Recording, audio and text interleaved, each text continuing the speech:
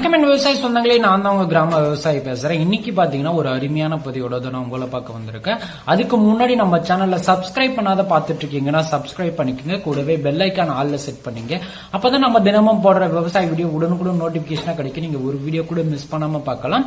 அது மட்டும் இல்லாம நம்ம வீடியோவை கடைசி வரைக்கும் ஸ்கிப் பண்ணாம பாருங்க. அப்பதான் நம்ம என்ன தகவல் சொல்ல வரோன்றது உங்களுக்கு தெளிவா புரியும். இன்னைக்கு பதிவுல நம்ம எதை பத்தி பார்க்க போறோம் அப்படின்னு பாத்தீங்கன்னா, நேரடி நெல் விதிர்ப்புக்கு கலை மேலாண்மையும் மற்றும் உர மேலாண்மையும் பத்தி இந்த காணொலியில ஃபுல் அண்ட் ஃபுல் பார்க்க போறோம். அதுக்கு முன்னாடி உங்க அருகாமல் இருக்க விவசாயிக்கு இந்த வீடியோவை ஷேர் பண்ணிட்டு கூடவே லைக் பண்ணிக்கங்க. கூடவே பெல் ஐக்கான ஆல் பண்ணி சப்ஸ்கிரைப் பண்ணி வச்சுக்கோங்க. அனைத்து விவசாயிகளுக்கும் வணக்கம். வாங்க வீடியோக்குள்ள போய்க்கலாம். கலை மேலாண்மையில முதலா பார்க்கக்கூடியது அப்படின்னு பாத்தீங்கன்னா, ஆட்கள் மூலமா நீங்க களை எடுக்கலாம். அடுத்து பாத்தீங்கன்னா நீங்க கோனாவிடர் மூலமா நீங்க களை எடுக்கலாம். சோ இது ரெண்டுத்துல எது பெஸ்ட் அப்படின்னு பாத்தீங்கன்னா, ரெண்டுமே பெஸ்ட் தாங்க. சோ நீங்க நேரடி நெல் விதிப்புல களை மேலாண்மை சொல்றது ரொம்பவே முக்கியம். நீங்க களைகள் இல்லாத வயல பாத்தீங்கன்னா அதிகப்படியான மகசூல் கொடுக்கும்.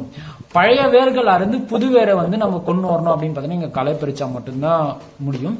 அது மட்டும் இல்லாம புதியதாக வரக்கூடிய வேர் எப்படி வரும் அப்படின்னு பாத்தீங்கன்னா, ரொம்பவே வீரியமா வெள்ளை வேராக உருவாகி வரும். அதனால பாத்தீங்கன்னா அந்த வெள்ளை வேர் உருவாகிறதுல பாத்தீங்கன்னா உங்களுக்கு ஒவ்வொரு வெள்ளை வேருக்கும் ஒவ்வொரு தூறு கட்டும். சோ அதனால இங்க பாத்தீங்கன்னா வெள்ளை வேர் வர வைக்கிறது ரொம்பவே முக்கியம். அது மட்டும் இல்லாம இயற்கையாவே இந்த மாதிரி கோனாவிடர் இல்ல ஆட்கள் மூலமா நீங்க களை பறிச்சீங்க அப்படின்னு பார்த்தா 100 தூர்கள் வரைக்கும் கட்டுங்க.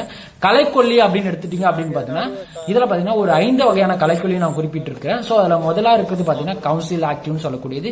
இரண்டாவதா இருக்கிறது பாத்தீங்கன்னா நாமினி கோல்ட். மூன்றாவதா பாத்தீங்கன்னா நவலெக்ட். நான்காவதா பாத்தீங்கன்னா கிரீன் எக்ஸ்பர்ட். ஐந்தாவதா பாத்தீங்கன்னா ரைஸ்டார்னு சொல்லக்கூடியது.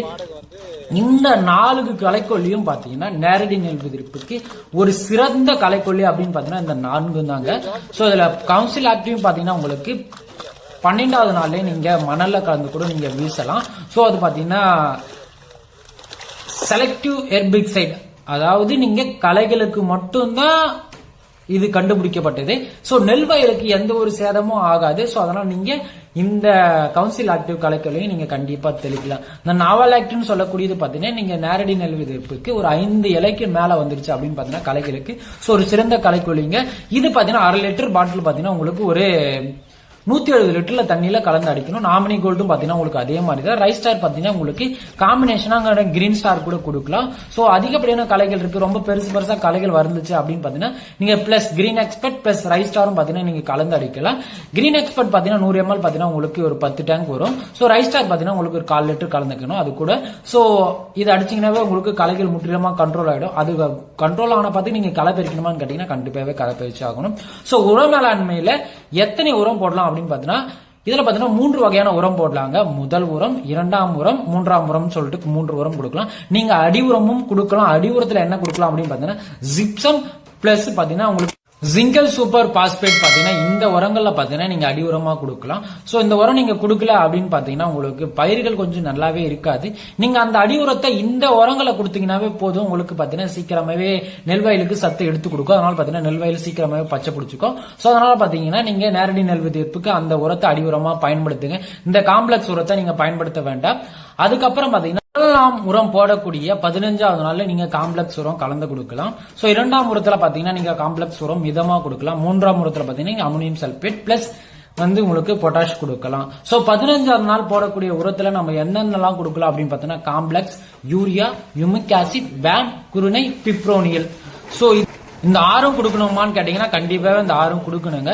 சோ பிப்ரோனியல் மட்டும் இது கூட கலந்து போட வேண்டாம். இது பாத்தீங்கன்னா ஒரு தனியா தான் போடணும். சோ எப்ப கொடுக்கலாம் அப்படின்னு பாத்தீங்கன்னா, நீங்க இந்த உரம் கொடுத்துட்டு ஒரு 4 நாட்கள் கழிச்சு பாத்தீங்கன்னா அந்த பிப்ரோனியல் மண்ணுல கலந்து வீசலாம்.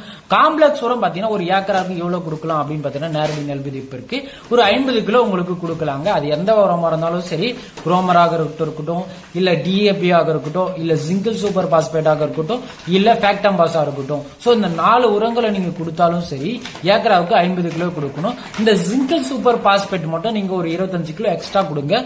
சோ அதுதான் பேட்டர்ன். சோ அதனால நீங்க ஜிங்கல் சூப்பர் பாஸ்பேட் போடணும்னு நினைச்சா மட்டும் 25 கிலோ எக்ஸ்ட்ரா ஆட் பண்ணிக்கங்க. அடுத்தபடியா யூரியா பாத்தீங்கன்னா ஒரு ஏக்கராவுக்கு 45 கிலோ ஒருங்காவே போதுமானது. இதுல பாத்தீங்கன்னா அதிகப்படியான நைட்ரஜன் சத்துக்கள் இருக்கிறதால தயிர் சத்து உள்ள உரம் பாத்தீங்கன்னா, இதனால பாத்தீங்கன்னா நீங்க அதிகப்படியா வீசினீங்க அப்படின்னு பாத்தீங்கன்னா நெல் வயல்ல சீக்கிரமாவே பூச்சி தாக்குதல் இல்ல புழு தாக்குதல் வந்துடும். அதனால பாத்தீங்கன்னா யூரியாவின் அளவு பாத்தீங்கன்னா நெல் வயல்ல எப்பயுமே சரி கம்மியா தான் பயன்படுத்தணும். அடுத்த பாத்தீங்கன்னா யுமிக் ஆசிட். யுமிக் ஆசிட்ல பார்க்க வேண்டியது அப்படின்னு பாத்தீங்கன்னா 98%. சோ 2 kg பாத்தீங்கன்னா உங்களுக்கு ஒரு ஏக்கராக்கு வீசணும். இதுவே நீங்க நடவு அப்படின்னு பாத்தீங்கன்னா 1 கிலோ வீசினாவே போதும். இது நேரடி நெல் விதைப்புன்றதால உங்களுக்கு 2 கிலோ வீசணும். யுமிக் ஆசிட் முக்கிய நன்மைகள் அப்படின்னு பாத்தீங்கன்னா தாவர வளர்ச்சிக்கான கூட்ட ஊட்டச்சத்தை பாத்தீங்கன்னா இது செயல்படும். அது மட்டும் இல்லாம விரைவான வேர் வளர்ச்சியை பாத்தீங்கன்னா இது உறுதிப்படுத்தும்.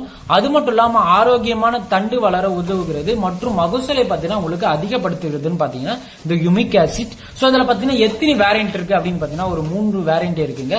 சோ 90%, 95%, 98% இருக்கு. சோ அதுல நீங்க 98% இருக்கிற யுமிக் ஆசிட் வாங்கி பயன்படுத்துங்க. அதுதான் நெல் வயலுக்கு ரொம்பவே நல்லாவே இருக்கும், சிறப்பாகவும் செயல்படும். சோ அதனால நீங்க மறக்காம 98% இருக்கிற யுமிக் ஆசிட் வாங்கி பயன்படுத்துங்க. அடுத்தபடியா பார்க்க போறது நெல் வயலுக்கான ஒரு சிறப்பு அம்சம் தாங்க. சோ வேம்னு சொல்லக்கூடியது நிறைய நெல் விவசாயிகளுக்கு இப்ப பாத்தீங்கன்னா ரொம்பவே ஒரு பிடிச்ச உரம் அப்படின்னு பாத்தீங்கன்னா வேம்னு சொல்றதுதான். சோ இது நெல் வயல வீசினீங்க அப்படின்னு பாத்தீங்கன்னா ஒரு 60 தூர் முதல் ஒரு 100 தூர் வரைக்கும் கட்டுறதுக்கு ரொம்பவே வழிவகுக்குதுங்க. சோ இதனுடைய முக்கிய நன்மைகள் அப்படின்னு பாத்தீங்கன்னா தாவரங்கள் வளர்ச்சி மற்றும் தாவர வளர்ச்சி ஊக்கியாகவும் செயல்படுது. அது மட்டும் இல்லாமல் தாவரங்களுக்கு போதுமான நைட்ரஜன் வழங்குவதை உறுதி செய்கிறது, மகசூலை அதிகப்படுத்துகிறது. அது மட்டும் இல்லாம ஊட்டச்சத்துக்கு மதமான ஒரு ஆதாரமா பாத்தீங்கன்னா இது விளங்குகிறதுங்க. அது மட்டும் இல்லாம அதிகப்படியான வேர் வளர்ச்சிக்கும் அதிகப்படியான தூர் கட்டுறதுக்கு ரொம்பவே பயன்படுதுங்க. சோ குருணை 10 kg போடணுமா அப்படின்னு கேட்டீங்கன்னா கண்டிப்பா இந்த குருணையை போட்டே ஆகணும். நுண்ணூட்ட கலவைன்னு சொல்லுவாங்க. சோ நுண்ணூட்ட கலவை எதற்கு செயல்படுது அப்படின்னு பாத்தீங்கன்னா மோர் ட்ரில்லர்ஸ், அதாவது அதிகப்படியான தூர் பிடிக்கிறதுக்கு நம்ம குருணையை போட்டே ஆகணும். சோ நிறைய விவசாயிகள் பாத்தீங்கன்னா வேம் போடுறோமே, நம்ம ஏன் அந்த குருணை போடணும், சோ குருணையை நம்ம நிப்பாட்டிடலாம், குருணை போட வேண்டாம் அப்படின்னு சொல்லிட்டு நிறைய விவசாயிகள் குருணையை நிப்பாட்டிடுறாங்க. அந்த மாதிரிலாம் பண்ணாதீங்க. கொஞ்சம் ஒரு டைம் தான் செலவு பண்ண போறீங்க. இந்த 15ஆம் நாள் போடக்கூடிய உரத்துல தான் கொஞ்சம் அதிகமான செலவு ஆகும். சோ அதுக்கப்புறம் பாத்தீங்கன்னா ஒரு மிதமான செலவு தான் ஆகும். சோ அதனால பாத்தீங்கன்னா உங்களுக்கு இந்த டைம் கொடுக்கிற உரத்துல பாத்தீங்கன்னா நீங்க அதிகப்படியா கொடுங்க.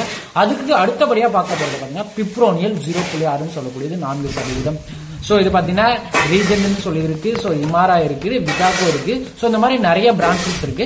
சோ நீங்க எதை வேணா போடுங்க. இமாரா பாத்தீங்கன்னா எனக்கு கொஞ்சம் நல்லா தான் பட்டுச்சு. ஏன் அப்படின்னு பாத்தீங்கன்னா பிப்ரோனியல் 0.6, சல்பர் பாத்தீங்கன்னா உங்களுக்கு 70%. இதுலயே உங்களுக்கு ஜிங்க் சல்பேட் இருக்கு, ஜிங்க் இருக்கு. சோ 13% இருக்கு. சோ அதனால பாத்தீங்கன்னா ரொம்பவே நல்ல ஒரு ப்ராடக்ட்னு பாத்தீங்கன்னா இமாரான்னு சொல்லக்கூடியது. இது காஸ்ட் வைஸ் பாத்தீங்கன்னா கொஞ்சம் ஐயா தான் இருக்கும். இது பாத்தீங்கன்னா நீங்க அந்த 15ஆம் நாள் குருணை வேம்லாம் கலந்து போட்ட ஒரு 4 நாட்கள் கழிச்சு இந்த பிப்ரோனியல் ஒரு மணல்ல கலந்து நீங்க வீசுங்க. சோ அடுத்தபடியா பார்க்க போறது அப்படின்னு பாத்தீங்கன்னா 40 நாள் டு 45 நாள்ல பாத்தீங்கன்னா 2ஆம் உரம் கொடுக்கணுங்க. மிஷின் நேரடி விதைப்புக்கு பாத்தீங்கன்னா எந்த உரம் கொடுக்கலாம் அப்படின்னு பாத்தீங்கன்னா 35 கிலோ பாத்தீங்கன்னா உங்களுக்கு ஃபேக்டம்பஸ், 4 கிலோ பாத்தீங்கன்னா ராலி கோல்டுன்னு சொல்லக்கூடிய இந்த நுண்ணூட்ட குருணை, அதுக்கப்புறம் பாத்தீங்கன்னா 35 கிலோ பாத்தீங்கன்னா உங்களுக்கு அமோனியம் சல்பேட். இந்த பருவங்களை நீங்க யூரியா கொடுக்கலாமா அப்படின்னு கேட்டீங்கன்னா கண்டிப்பா இந்த பருவங்களை நீங்க யூரியா கொடுத்தீங்க அப்படின்னு பாத்தீங்கன்னா அதிகப்படியான பிரச்சனையை பேஸ் பண்ற மாதிரி இருக்கும். அதனால நீங்க பாத்தீங்கன்னா இந்த பருவங்களை நீங்க யூரியா கொடுக்கறது தவிர்த்துருங்க. சோ இது ரெண்டுமே கொடுக்கறது நல்லது, யூரியா கழிச்சிட்டு. சோ அமோனியம் சல்பேட், ராலி கோல்ட், அப்புறம் பாத்தீங்கன்னா ஃபேக்டம்பாஸ். சோ 3ஆம் உரம் அப்படின்னு பாத்தீங்கன்னா நெல் பூக்கும் பருவத்துல நிறைய விவசாயிகள் பண்ணக்கூடிய தவறு அப்படின்னு பாத்தீங்கன்னா அந்த பருவத்திலையும் யூரியா எடுத்துட்டு போய் போடுவாங்க.